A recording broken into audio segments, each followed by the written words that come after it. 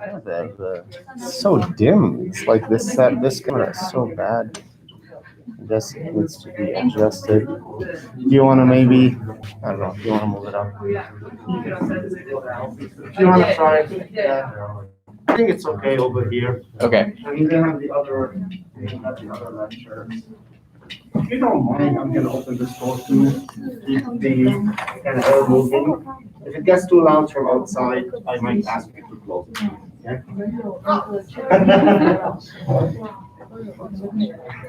Okay. I think most of you are here. I would like to try to implement active learning like I do in my other classes. Okay. And because there's a lot of you, and I'm an old man, my memory is going bad. I'd like you to grab like a little sheet of paper and put your name on it, please, and however you want me to call you. Okay. Just put it in front of you, like fold it into a triangle, and then a couple of times seeing that, then I'll memorize all of your names, hopefully, and then we don't need that anymore. Okay, I know it seems like it's a high school request, but it helps you also get to know each other more, right? When you see kind of each other's names, and yes, please do that. So Any way that in the age of digital technology, I have the same problem. I'm like, where's the pen? I'm a professor. I don't have a pen on me. So.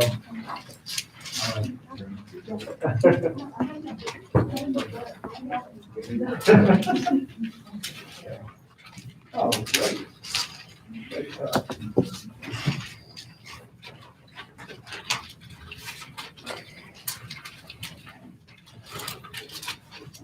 Great job.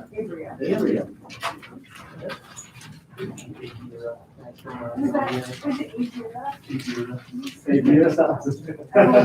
we had a professor that. Oh, my brother's name is Charvan. It's a Syriac name, very old, really Aramaic name. He lives in Canada, and they always call him Cabral. Cabral, and it's fun. So we teach him about it.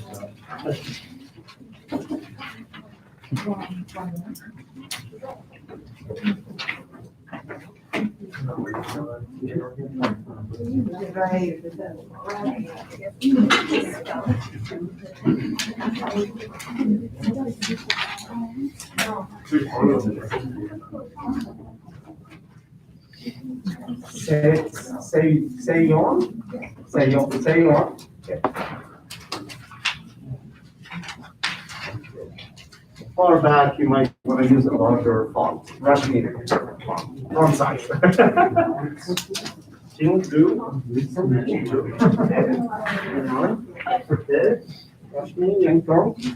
It's a common name in common Korean name, no?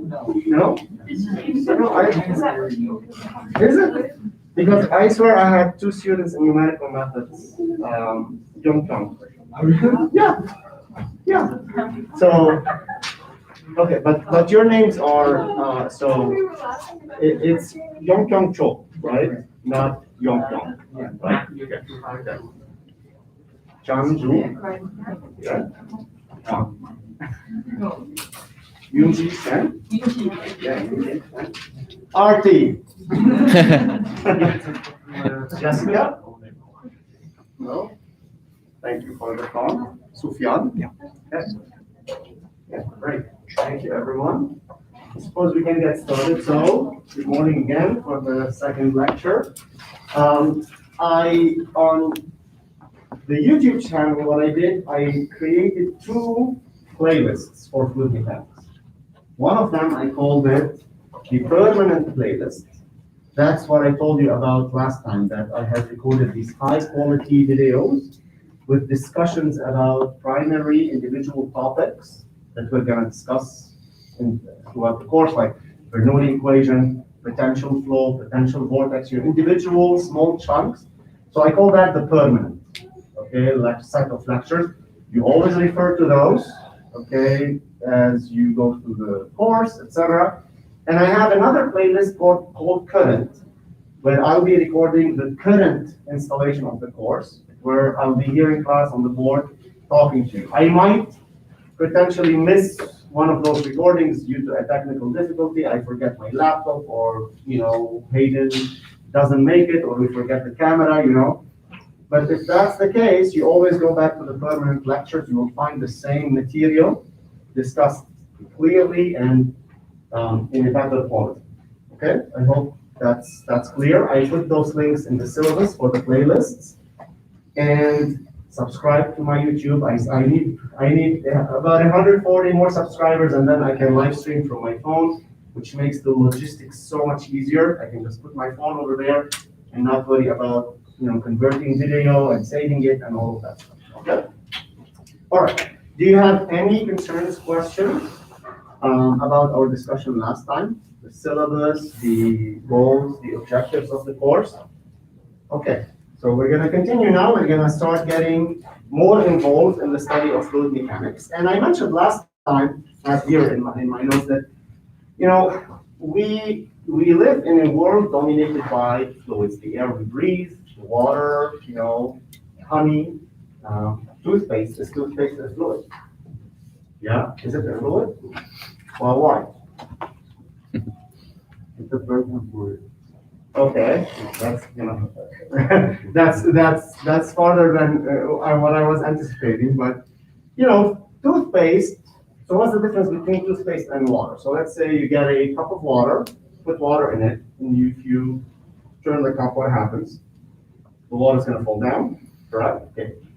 You grab a toothpaste tube. If you turn it down, does it go down? No. No. What do you have to do to make it come out? You squeeze it, right? You apply some force on it. Okay.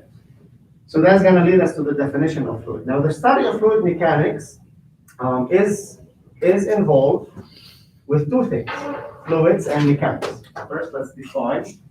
Is this visible here to you, or do you want me to start maybe from over here? Yeah, that's good. This is good. Fluid mechanics. Now, what is mechanics?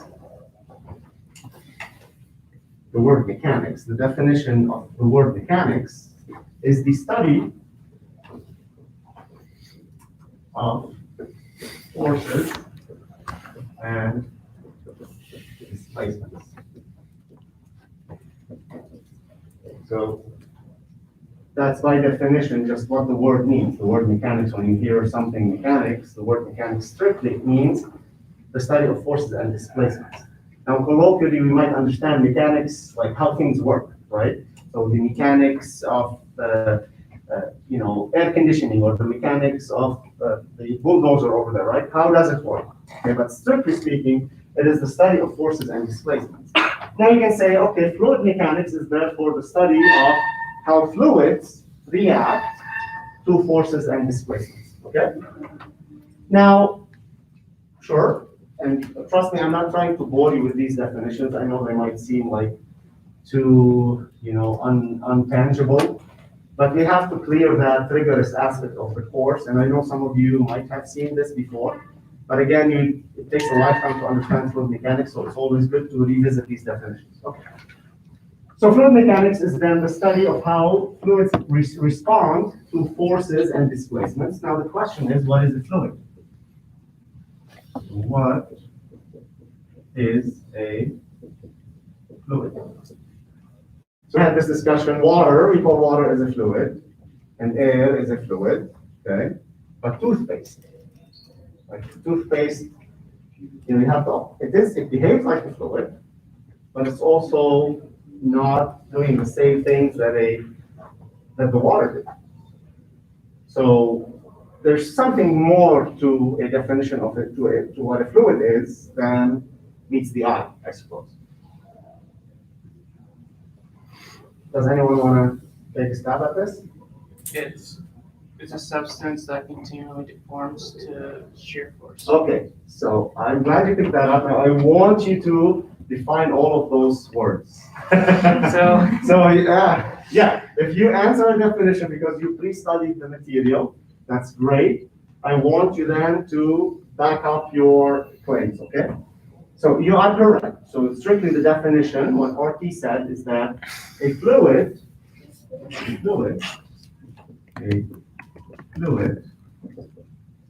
is a material that continuously,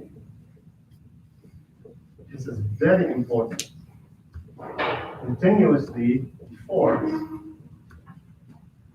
subject to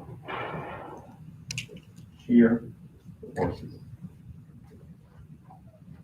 So these definitions are nice because they introduce us to words that you've probably heard of, but didn't really quite understand that well. So for example, the word shear and deformation continuously that deforms. So go ahead, okay. Do you think you're able to kind of follow up on your definition? Do my best. Yeah. So continuously is that when as much as, so if there's a fluid and it has resistance or something that's going against it or pressure, then it will continuously deform. If it stops, for instance, if it starts slipping or something, I think, that might be a little wrong their terminology, but if it eventually stops, it's not going to continuously continue to move. Okay, so what does not, so one way to define something is to define the opposite. What does not continuously deform? So if I take my hand, go ahead, Sam. It'll break eventually. Right, yes, exactly. So you're talking about a solid, right? So what if I put my hand and push on this table? Now, there are microscopic displacements over here, okay, that are causing the tabletop to just slightly deform, but that's it, it stops. It doesn't continuously deform. So if I want to draw this, a picture of this, so imagine I have a table and I have a little block of wood on it or some solid substance, let's say, and I apply a force like this on it. So I put my hand and I push it. What happens, and what you don't see, is that the object, this block, actually takes this following shape. And this is exaggerated, okay? And it changes its shapes, it deforms a little bit. This is ever so small, you can't see it with the naked eye. But then it stops. Okay, that's how much that material allows you to do. It's a solid. Any additional force, like Sam said, is going to break it. With a fluid, that's not the case. In a fluid, so suppose you want to do something similar, okay, to a fluid. How do we do this? We can't have like a block of fluid. So suppose, for instance, we have a channel over here, a long channel that goes all the way to the union, okay? And you grab a styrofoam pad, you put it on the surface of the water. Let's fill it with water, channel filled with water. And that styrofoam pad is going to float. Okay, now the styrofoam pad is going to allow us to put a force on the surface of this fluid. So suppose now you put your hand on the styrofoam pad and move it. What's going to happen? It's going to move, right, on the surface of the fluid, but what's happening inside the fluid? It's up. So let's draw this. Suppose this is our channel, and this is the surface of the fluid. Then you put the little styrofoam pad, and you apply the force over here. What happens to the fluid as you suppose, okay, the styrofoam pad, you're kind of moving it, so this extends to infinity, okay, this extends to infinity.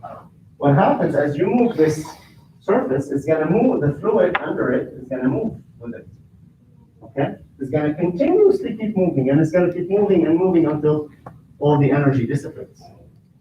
But it's going to keep moving, it's not going to stop from moving like the solid, okay? So that's what we mean by continuously deform, is that there is no stopping from the deformation. You can continue applying that force. It's never going to snap back. So for the solid, for example, if you remove that force, the solid is going to probably behave in what we call elastic manner. It's going to snap back to its original shape. But the fluid does not. The fluid just, you apply the force, it continuously deforms, it's just gonna do its own thing, okay? Now with this channel example over here, what actually happens, so imagine there's like little fluid molecules over here, they're gonna move, okay, the fluid is gonna deform, and then finally they're gonna bump into the surface over here, and they're gonna turn down, they're gonna go back, and then as you continuously apply the force, they're gonna continue moving, okay? They're gonna continue moving. If you remove the force, they don't snap back, they don't like spin backwards, right? No, they're gonna continue moving and then they dissipate. Okay? We have more, you will be exposed more to kind of what's happening over here, for example, throughout the course, but I just wanted to talk about this continuous deformation. Now, what are shear forces? Tangential force. Yes? Tangential force. Tangential force, okay, as opposed to A normal force that is a normal perpendicular. force. So if I were to push on this table, okay, that's a normal force, it's a compressive force, it's a tensile force. But any force like this is a shear force. Now with a fluid, why did we specify shear forces? Because in fluids, compressive forces, gets you into a complicated definition. So you take a parcel of fluid, like how are you going to compress it? Well, it's not going to do anything. It's just going to either resist compression, if it's an incompressible fluid, or we're going to define that as well. Or if it's a gas, it's just going to continuously compress. So it's not really helpful in the definition of the fluid. It's the shear forces that matter when we are defining a fluid. Okay? Now, another definition of a fluid is that, and I put that here this morning too, is that it's a substance that cannot retain its volume. It's like in the world of materials, it's a substance that needs to be confined. So take a liquid, for example, okay? You fill the liquid in a balloon, okay? So that surface defines and contains the liquid, the water, for example. And then once you snap the balloon, it's just gonna go everywhere. It's gonna continue going anywhere it wants to go, subject to gravity forces, etc. Because it cannot retain a shape on its own. You have to confine the shape, okay? Now, what about a gas? So now we've been talking about water, but you can tell me, well, in a gas, you release a gas, what is it gonna do? It fills the entire, whatever, it goes everywhere, in all directions, right? It's just gonna fill whatever volume it's given, right? But you still need to confine it in a volume, okay? So now this gives us we spoke about fluids, fluid mechanics. Now, we broadly define in this class two types of fluids. We define liquids and gases, okay? So what is the difference between a liquid and a gas? From what you know, just intuitively, what do you think the difference is between a liquid and a gas? Okay, the compressibility, what does that mean? Yeah, go elaborate on that. So the liquid, if you put the force to compress it, the volume wouldn't change, but a gas, it would change easily. Yeah, so imagine you have let's take this cylinder. Imagine I have a piston, and I have coffee in here, which is a liquid. We know that's a liquid, but why? Imagine I have a cylinder and I can push on it. If I push on it, it's gonna resist, right? It might come out from the sides, right? Because it's fighting that compression. But if I had air, I could continue pushing more than I can do for the liquid, okay?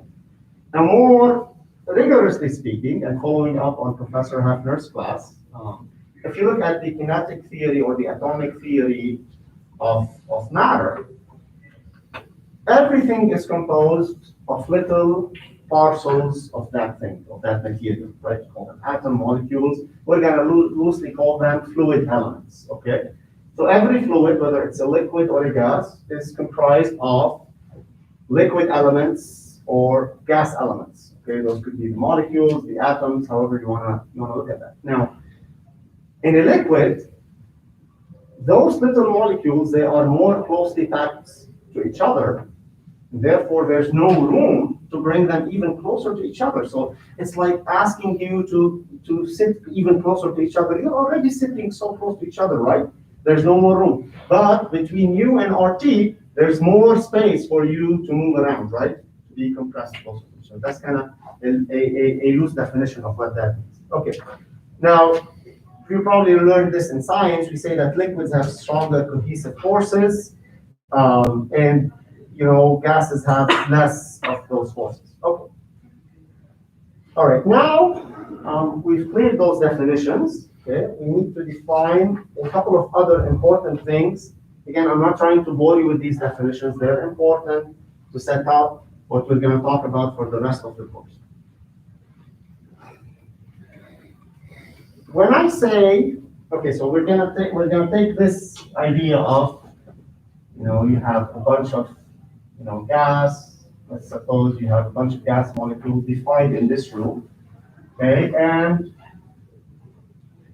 what does it mean now to say that the temperature at this point here, where my finger is, the temperature is 72 Fahrenheit. 72 degrees Fahrenheit. What does that mean? Or when I say that the pressure at this point is 0.95 atmosphere. Or the velocity of the air at this point is 0.1 meter per second. What does it mean? Is it the speed? So if I pick a point over here, okay, like where my finger is, I might pick one of those molecules, right? Or I might hit a gap. So when I say the pressure or the temperature or the velocity at that point, what do I mean by that? Is it the temperature of this molecule or that one? Is it, I cannot define a temperature in a gap. There's no material, right? What is it? Okay, average of everything I did measure. So elaborate on that. So like every particle that you is not in the gap. Every part. So okay, great. So what you're saying is that temperature or whatever quantity, even the density, okay, whatever quantity I'm measuring, what Nick is saying is that we're going to take an average of the properties of each and every molecule or fluid element in the vicinity of that point, okay? Yeah, so, but how big can that, so I'm defining a region, right? So around when I put my finger over here, Nick is saying we're gonna define a region and say that the temperature or the pressure or the density or the velocity is just the average of all the molecules, the values attributed to those molecules in that region. But how big or how small can that region be? Really? So you're saying the temperature at this point can be defined as the average of the temperature in this entire room? No. No, right? The statistical movement of each particle. What does that mean? What does statistical movement mean? Like how, or the average of which one particle can move. Yeah. And its natural form of distribution. Oh, you're throwing things even above my head. Okay, so one thing about me is that I'm gonna keep asking you, when you say throw words and definitions, I'm gonna keep asking you because I want to know what you mean. Really, honestly, I'm not trying to I want to tell you like Boltzmann distribution, etc. Really, what do you mean by that? Because I think I know what you're trying to say, but I'm not really sure. So I'm gonna keep asking you. Okay, so you said average statistical, motion of the molecules and the Boltzmann distribution of what? Like the particle distribution? Of those particle movements. Okay, so the It's average of the one particle doesn't actually move very much, kind of just vibrates in a close proximity to itself. So you think that the distribution of that movement, would be like what you quantify as its average displacement. Okay. I'm gonna approach this from a slightly less from a higher level perception in the sense more less complicated definition. Okay, so what we're gonna do, we're gonna say that you're right, Nick, that we need to, when we say the temperature at a point, I'm going to use a different color here. Say you want to measure the temperature over here. Let's use the density, because I'm going to use the density as an example.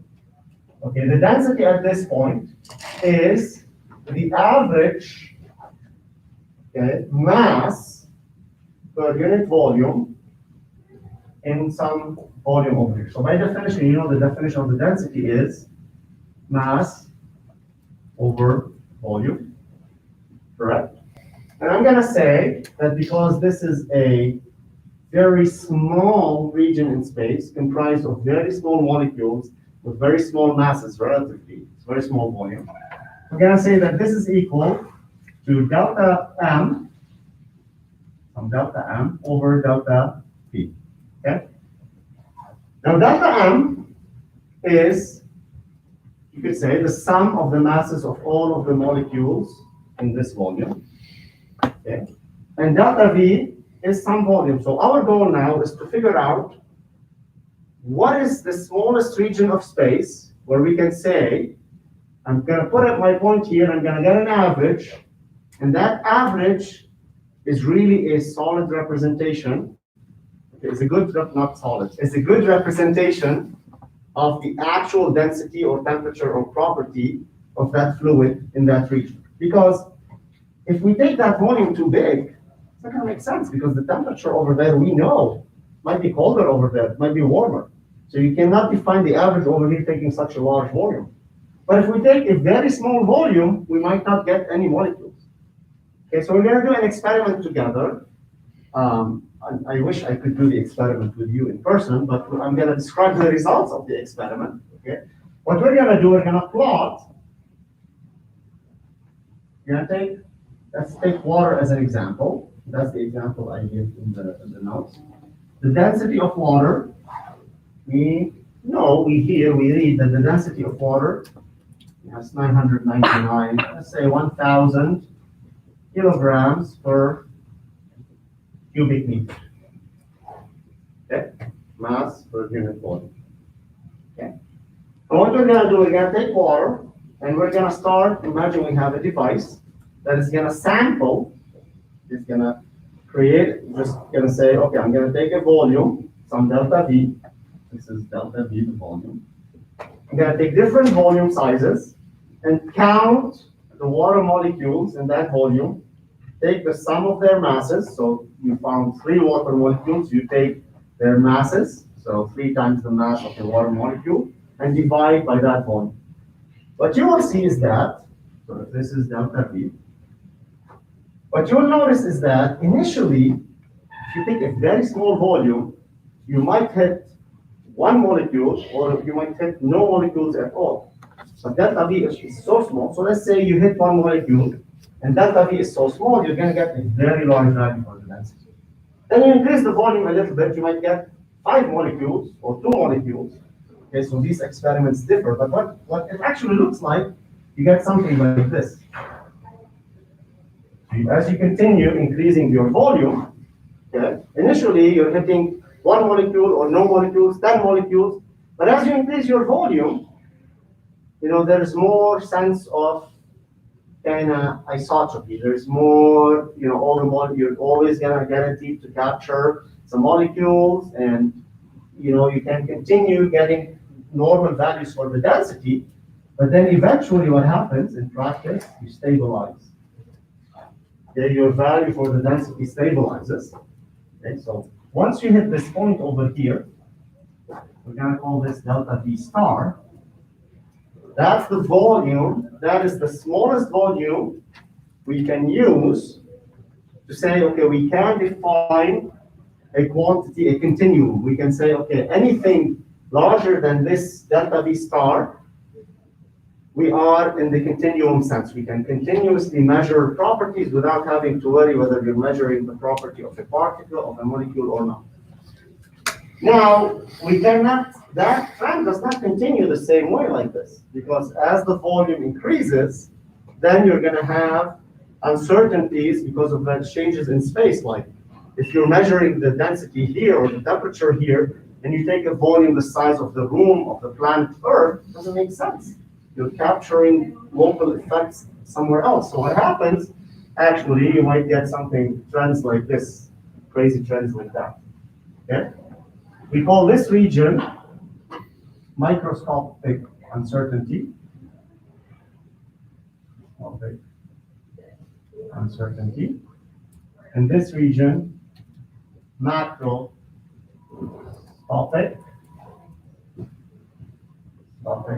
uncertainty. This region, this volume in particular, is the smallest volume you can define where you can say you are in a continuum. Now, to give you, before I give you the example from computation, let me give you the example in computation of fluid dynamics. So in computation fluid dynamics, you've probably all seen what we do is we take the region where we are interested in computing the fluid flow in and divide it into small volumes, right? We call those the grid cells. Have you seen that before? Who has not seen like grid cells or the cell volume or the volumes, these small volumes, right? And we apply the equations of fluid mechanics and solve everything. But if that volume, that cell size, is smaller than this, then you are not guaranteed, those equations don't apply anymore. Okay, so there's an actual tangible limit for what this volume is. Okay. Now, thankfully, for all practical purposes, this volume is so ridiculously small. Delta V star is equal to 10 to the minus 9 cubic millimeters. So what's a cubic millimeter if I were, okay, so this is a cubic millimeter. You can see this is a cubic millimeter. It fits like at the tip of my finger. 10 to the minus 9 of this volume is this number. For air at standard conditions, this volume contains about 30 million molecules. Okay? So at standard conditions for air, delta V star contains 30 times 10 to the 6 molecules. That's reassuring and rewarding because we don't have to worry about everything we're going to talk about when we are talking about fluid mechanics. So you're going to have these discussions with folks from chemical engineering. So I come from a mechanical engineering background where, we've rarely dealt with kinetic theory and, things like that Professor Hafner was talking about. So you might get one of your colleagues might tell you, well, how can you define the velocity of the fluid? Aren't you thinking a molecule? Is this the statistical average or whatever? No. We are not measuring quantities at that level. What we're assuming is that the entire fluid is made up of elements that are this small. That's the smallest element in the fluid we're dealing with. And therefore, by that definition, we can continuously define, when you pick a point, you're essentially picking a volume that is this size, and you can say, yes, I can measure a quantity over there. You're not looking at the atoms or the molecules, so that's why you call those, you're going to see the word fluid element. Because it's not really a molecule, it's a collection of molecules of the fluid. Okay? So that's one definition. Okay? Do you think you can recount that definition to me? And just that discussion, the continuum, this approach of thinking about the continuum, and what we mean when we say we are measuring the temperature, the pressure of the air, or velocity of the fluid, right? So think about that. I'll ask you about it on Friday. Okay? There is another approach to kind of define or to clarify what we mean by continuum. And it has to do with scale. So this goes back to more of what you were talking about. Okay? So Nick was saying that we can define these properties based on the average distance that a molecule can travel. So what is that called? Mean free path. Right. Okay, so there's this thing in kinetic theory of gases, and fluids, etc., that if you have a bunch of molecules, there is, on average, those molecules can travel an average distance before they bump into another molecule. Okay? So, for example, this molecule is this far away from this one, this is this far away, this is that far away. You know, and these molecules are moving in all sorts of directions, right? But on average, you can measure how far should a particle travel before it bumps into another particle. We call that the mean free path. It has units of meters, okay? So it's a length. Okay. Then we say, to define a continuum, so that's the mean free path. It's usually very small, right? So to understand the mean free path, like what would be the mean free path in this classroom? If you all wanted to move around before you bump into a colleague, what would be the mean free path here? Like, give me in terms of units of chairs. Is it 2 chairs before you bump into another colleague? Is it 1 chair? Maybe a chair and a half on average, right? You stand up, you move, you gotta move a chair and a half, and you bump into another colleague, right? So look around. So that's the mean free path. Then we say, okay, for fluids, let's say you're dealing with pipe flow. You know, there's flow, you have this pipe, and there's flow coming in this pipe. You know, that pipe has a diameter d. Okay?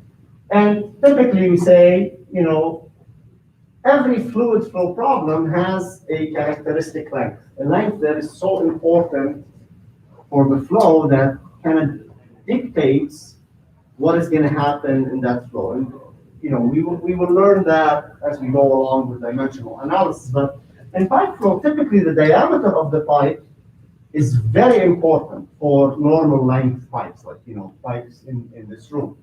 But for example, if you take a pipe that is transporting oil across large geographical distances, then it's the length of the pipe rather than the diameter that is more important. Suppose, though, that you just have a characteristic length that is important for the problem at hand, and we can call that L. So, characteristic length, we call that L. Now, if you take the ratio of lambda over L,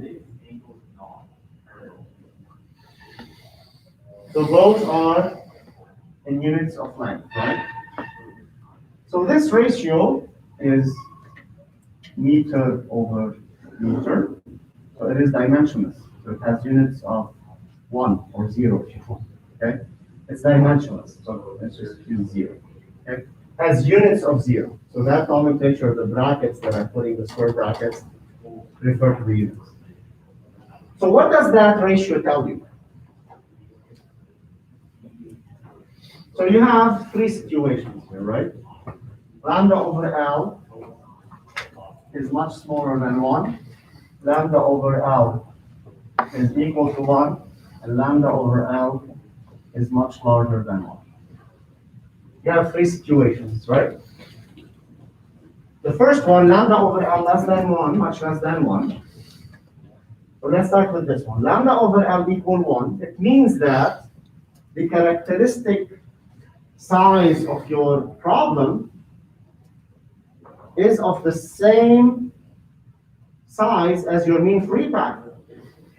So imagine you take a very small pipe, a microfluidic channel.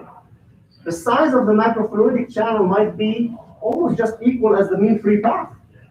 Okay? So that gives you this situation. Then the other two scenarios become very clear. When lambda over L is less than 1, it means that your characteristic length, the size of your problem, is much larger than the mean free path of the molecule. So air flowing or oil flowing in a 2,000-mile long pipeline. Definitely this case, right? And then you have the other degenerate case where your mean free path is much larger than your device, okay, than your characteristic length, where, I can't imagine of a pipe where the mean free path is larger, like no particle is going to go in, actually, might not even go in. Now, with those definitions, you could say that if this lambda over L ratio is much less than 1, okay, then you are in the continuum regime. Anything else, no continuum. So again, think about it. You have this pipe flow, air, water flowing in, pipe is 1 meter in diameter, mean free path for air 10 to the minus 10, meters or something. Then clearly you are continuous because you're packing so many molecules into this pipe that you're not going to have to worry about taking one molecule when you get the measurement. But when you go to these cases, like a microfluidic channel or a nanofluidic channel, then you're really dealing with sizes that are of the same order of how far the particles can travel. So you cannot assume a continuum hypothesis. If you go and do a measurement over there, you're actually trying to measure what the particle itself is doing, not a collection of particles are doing. Okay, let me give you a tangible example. Let's take this one over here. So it's got, these are made. There's an outer sleeve, metal sleeve, and there's one inside it, and there's a small gap in between, and there's a vacuum in there. As best as we can, we vacuum it so that we prevent the heat from transferring out of the mouth, or losing. We prevent heat from transferring into and out of the mouth. Okay. Now, for this particular case, so if you cut it and look into it, the inside of the mug is this one, and this is the outer sleeve. Sorry for my. So there's coffee over here. Coffee, okay. And there's a gap in between. Now this gap is about 1 millimeter in size. Okay. Now, because we vacuumed the air inside that gap, there's less and less and less particles. You cannot do a 100% vacuum, so you still have a few particles. So for standard air, the particles might be, they might have a relatively small mean free path, but as you vacuum it, the mean free path is going to increase because you have less particles. So they're going to travel a longer distance to hit each other.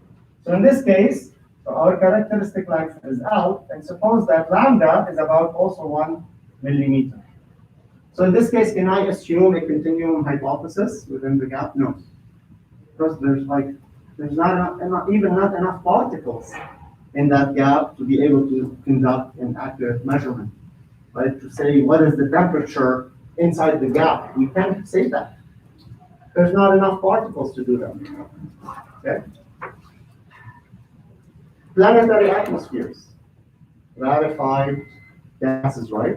They have a very large mean free path because there's not enough molecules in the air, right?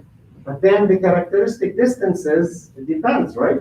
So if you're looking at the size of the entire planet, then you can potentially assume a continuum, again, depending on scale, right? But if you're looking at the local boundary, atmospheric boundary layer, what happens, around Mount, Olympus Mons on Mars, for example, then you might be able to assume a continuum, okay? So those definitions are important. We're not going to deal with that anymore. So this is it. That's it. You can turn the page, forget about this entire discussion. But every now and then, in your qualifying exam, someone might ask you, hey, what is the difference here? Why can you do this measurement? And you're like, okay, remember these notes and why we can do these measurements. Okay?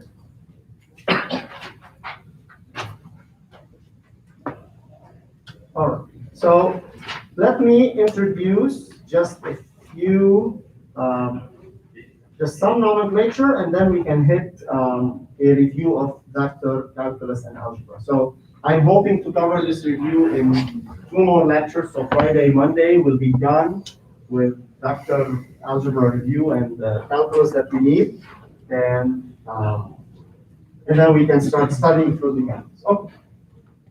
If you all are done with this side,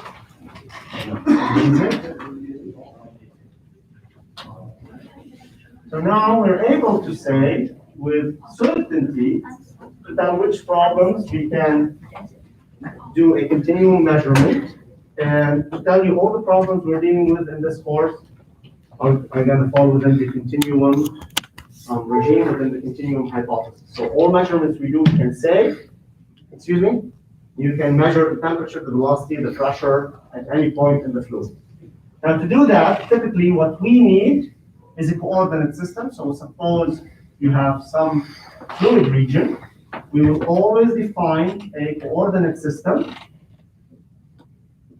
x, y, z, right-handed coordinate system, and we always describe the properties of the fluid, okay, as a field. In other words, there's a density at every point. Remember, it's a continuum. We can define a density continuously at every point in that fluid. Okay, so we say the density is density of x, y, z. And you might want to add t, because these fluid flows are also changing in time. Okay? So there is space, you pick the coordinates, but there's also time. So think of time as the dimension that goes into the board, for example, right? So this is an instance of the fluid at some time, then there's another instance and another instance, etc. You do the same thing for the pressure, P of x, y, z time, and you do the same thing for temperature, x, y, z, and t. And we do the same thing for the velocity. And we're going to call this the velocity vector field, which is comprised of 3 velocity components. You probably have seen this, and we're going to redefine it, but I'm going to throw it at you right now. And that is a function of also x, y, z, and t. So at every point in the fluid, you can define a velocity vector that has 3 components, ux, uv, or ux, uy, ux, whatever you want to call it, uz, or u1, u2, u3, whatever you like, I don't care.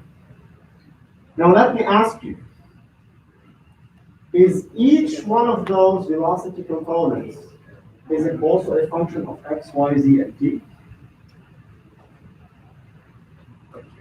So the velocity vector, and I'll do it in 2D, the velocity vector u at any point x, y, and z, it consists of ux and uy. Okay, let's just do it in 2D for simplicity. Okay, so this is ux and this is uy. So is ux and uy, are they also a function of x, y, and z? So what do I mean by that? It means if I change the point I'm at, the value of the quantity I'm measuring is going to be different. It might be equal, but it's going to probably be different. So if I measure the density here, it's going to give you one value, then the density, not the density is constant in this case, but the temperature, for example, over here, it's going to be different than the temperature over there. They might be very similar, very close, but in general, they are different. So the velocity vector field is just a vector there's going to be a different velocity vector at every point in this space, okay? But what about its components? The x, y, and z components of the velocity. Are they also changing in space? Why and why not?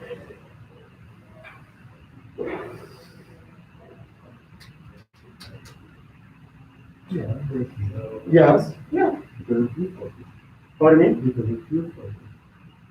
Even not that, even not having to make that argument. So I'm not making a physics argument, I'm just making a general argument. If the velocity vector that is composed of ux and uy changes in every point in space, can you say that ux and uy also change in space? Yeah, absolutely.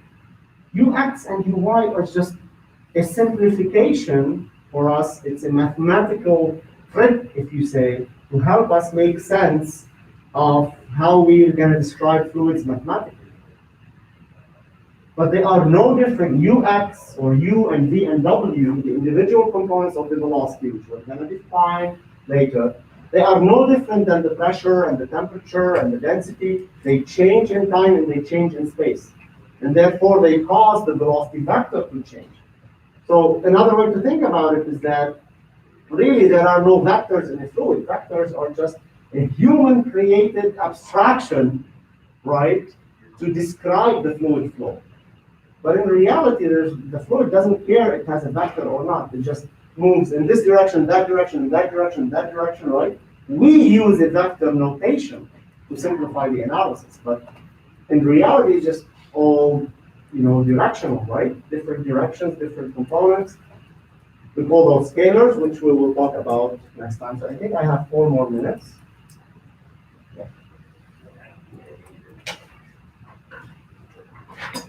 Let's get started with some vector algebra review. We are going to distinguish. So this might be boring to many of you, and I apologize for that. But oftentimes, it's when we revisit these concepts that they actually stick in our mind. Okay? We're going to start talking now about our review on vector algebra and calculus review.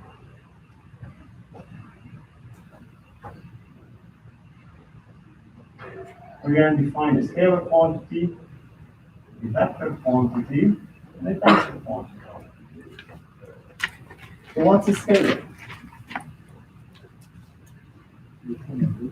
Pardon me? Just a number. Just a number. Okay, just a value. Okay, more.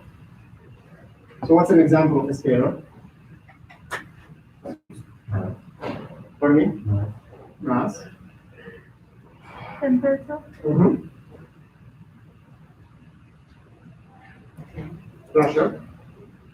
Okay. So it's just a number. What's more important is that this number does not have any direction.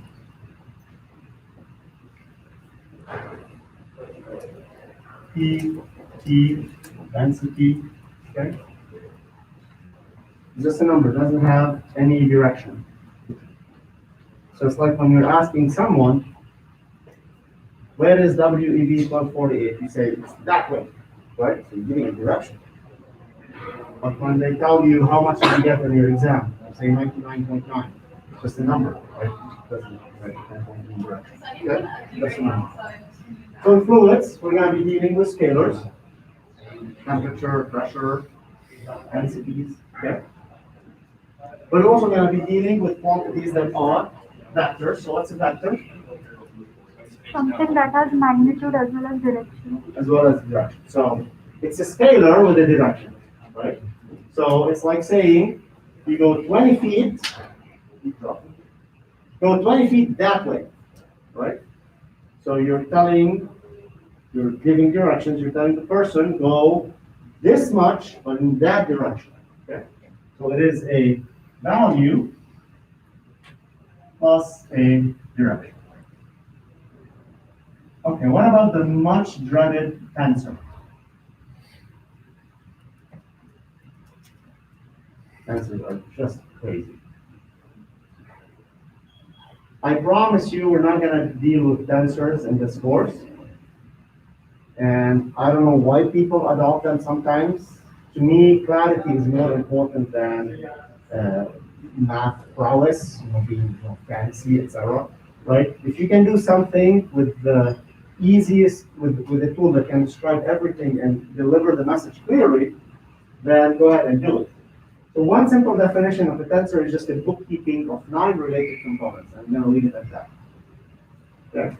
So it's bookkeeping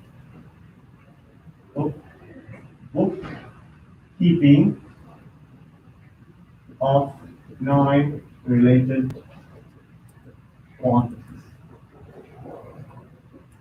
So we're going to talk about tensor, we're going to describe them using matrix notation, but we're going to try to avoid tensor algebra. Okay? We're going to do all operations using vectors. Because I think vectors are more intuitive. Okay, tensors, they get you into a higher dimension and it's just too much money. Okay, with that, I'm going to let you go. Thank you for staying 2 more minutes. I'll see you on Friday. Okay? We will continue with this. All right? Thank you.